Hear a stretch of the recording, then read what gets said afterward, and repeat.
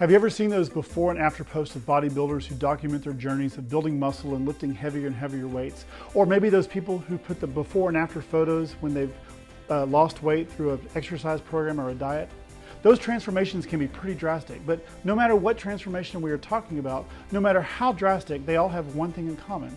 They are the result of something really simple: adding new habits.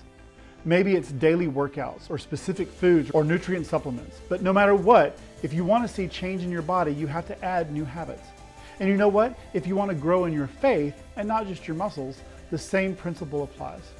Last week we talked about different ways that you can grow in your faith by starting a new habit that helps you spend more time with God, like reading your Bible or praying or worshiping on your own.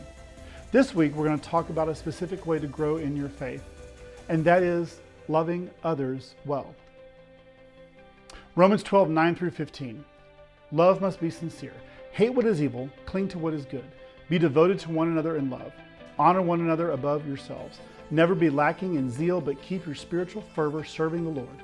Be joyful in hope, patient in affliction, faithful in prayer. Share with the Lord's people who are in need. Practice hospitality. Bless those who persecute you. Bless and do not curse.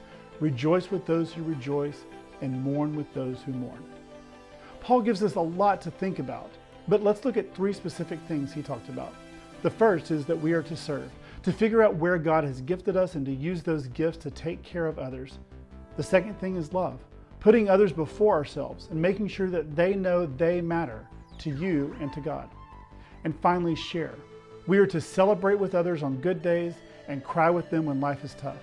We are to share our lives and share in life with one another.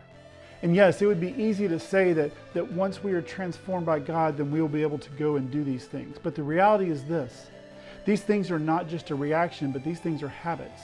We don't wait until we feel like loving and serving and sharing.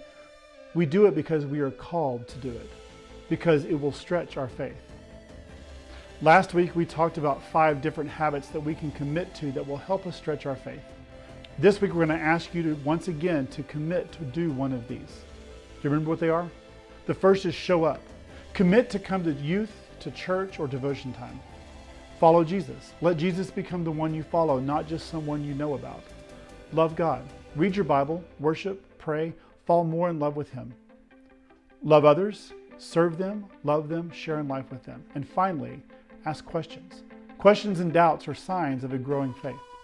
Make a commitment to one of these and text someone else and tell them. Hold each other accountable. We'll see you next week.